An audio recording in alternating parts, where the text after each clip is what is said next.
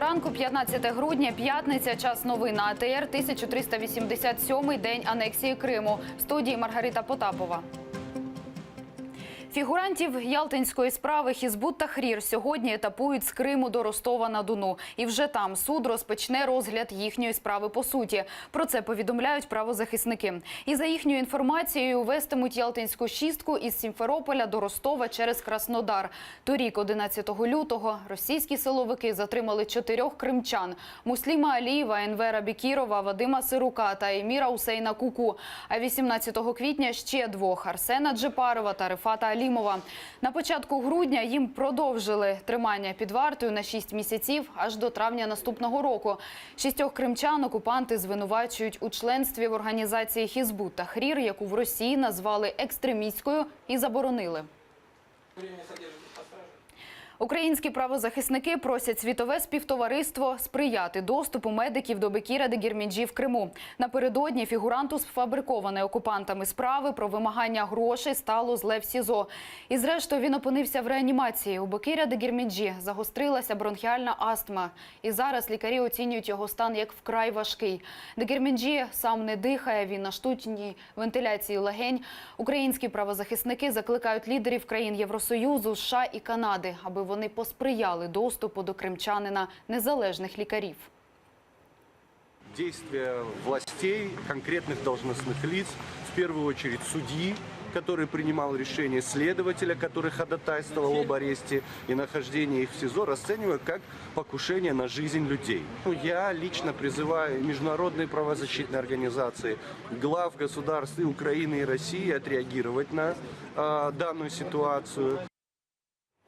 Запобіжний захід Павлу Грибу сьогодні розгляне Краснодарський райсуд. Його засідання перенесли на 4 дні раніше. Спочатку воно планувалося на 19 грудня. Батько викраденого і незаконно утримуваного Росією українця Ігор Гриб переконаний, що за переносом суду стоїть ФСБ. Мовляв, це зробили, аби на засідання не встигли приїхати іноземні дипломати. 19-річного Павла Гриба ще наприкінці літа викрали російські силовики на території Білорусі. Хлопця таємно вивезли до Краснодара і вже там родичі знайшли його у СІЗО. Українському бранцю ФСБ сфабрикувала справу про тероризм. Павлу Грибу закидають планування підриву однією зі шкіл Сочі.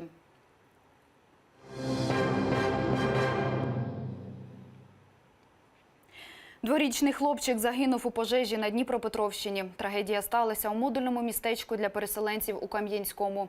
Там зайнялося помешкання багатодітної родини. Батьків вдома не було. Тож дітей рятували сусіди. З охопленої вогнем квартири вони вчасно витягли 3 маленьких сестричок. А от дістатися до їхнього найменшого брата вже не встигли. У модульному містечку мешкає близько 300 людей. Його збудували на гроші Німеччини як тимчасове житло для переселенців 2 роки тому. Вибух на заводі в Тернополі. Один з працівників опинився під завалами. Його вже дістали і шпиталізували до реанімаційного відділення.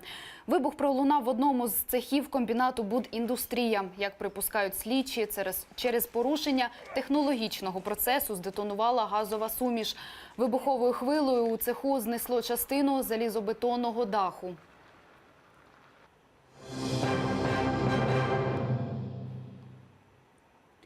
Двоє українських захисників отримали поранення, ще 2 – бойові травми. Так минула доба в зоні проведення АТО. На Луганському напрямку проросійські бойовики гатили з мінометів і гранатометів.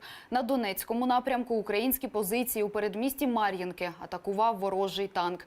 24 рази бойовики порушували перемир'я. Десяток разів українські війська змушені були відповідати. Загроза повномасштабного вторгнення Росії зберігається. Східний сусід продовжує накопичувати війська на кордоні із Україною. А Крим перетворив на потужну військову базу. Таке на засіданні комісії Україна-НАТО, на якому був присутній генеральний секретар Альянсу Єнс Столтенберг, заявив Олександр Турчинов. За словами секретаря РНБО, саме тому Україна готова до глибшої інтеграції з НАТО і чекає на усунення перепон із боку Альянсу щодо надання їй летальної зброї. До того ж, українці зацікавлені в двосторонній співпраці із країнами країнами НАТО.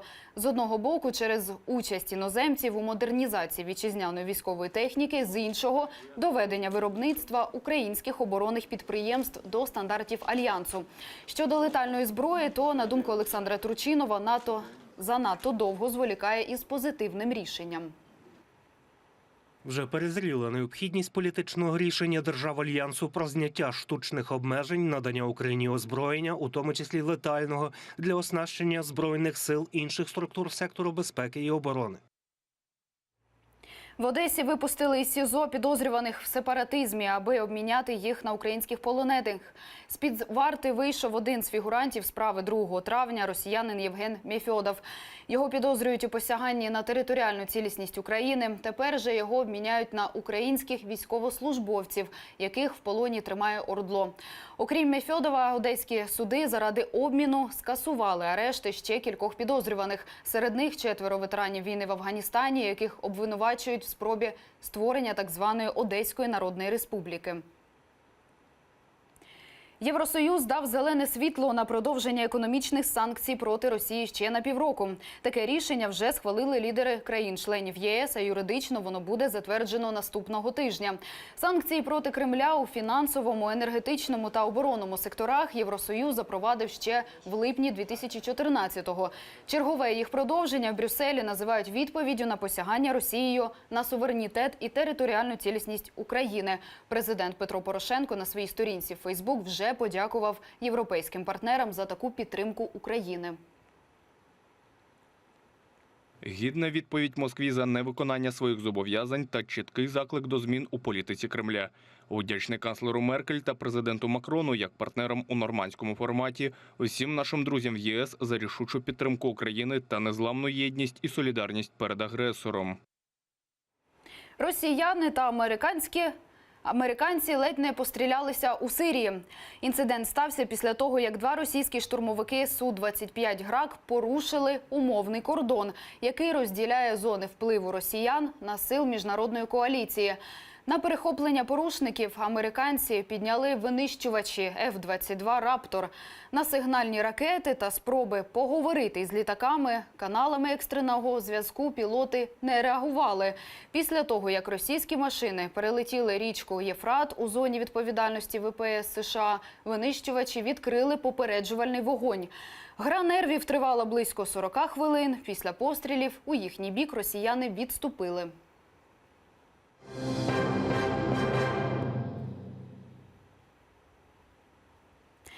Пісочний фільм кримської художниці Ксенії Симонової «Янгол на березі» переміг на американському фестивалі анімації Palm Springs International Festival. Цю стрічку зняли в Криму минулого року спільно з італійським композитором Джузеппе Морганте.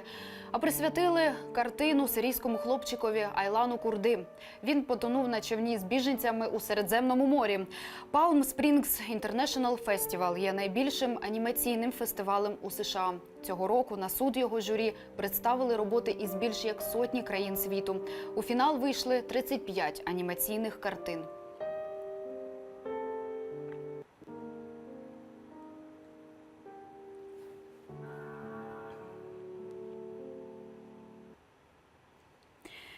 Мій тато – герой. Кримсько-татарський ресурсний центр разом з Меджлісом та Кримською солідарністю оголосили конкурс творів серед дітей-політв'язнів, а також загиблих і зниклих безвісти в Криму.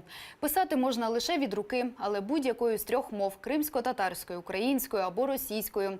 Головними тезисами твору мають бути Крим, моя батьківщина і кримські татари, корінний народ Криму. Роботи на конкурс прийматимуть до 20 січня наступного року. І наразі це всі новини. Далі ефір продовжить програма «Саба». Залишайтеся з АТР, якщо хочете знати більше.